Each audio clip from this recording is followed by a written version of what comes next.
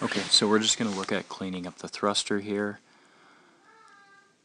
We're going to go over a couple things you're doing good, and what I like here is your angle, your elbows. That's a great front rack position. Alright, I'm going to slow it down here.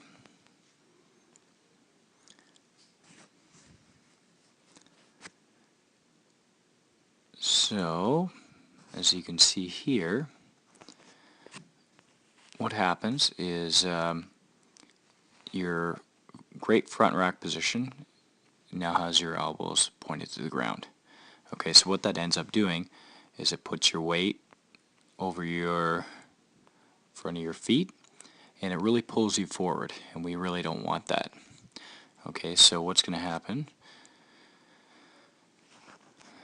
when you drive forward and the weight's forward, then you get that little jump.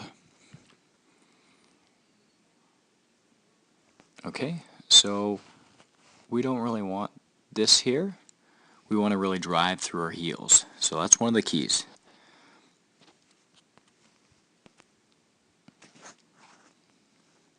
Alright. There we go. Getting pulled forward. And that's a byproduct of keeping those elbows low. So what do we do about that? Okay, so if you see here, I'm just going to move it back and forth.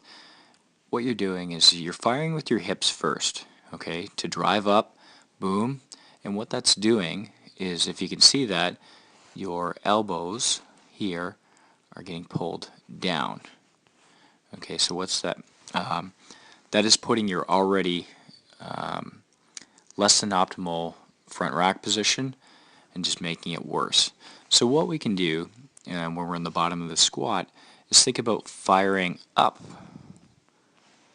I'm going to fire up with that elbows, and we'll do that first, which will keep us in a better position to keep that weight over our heels.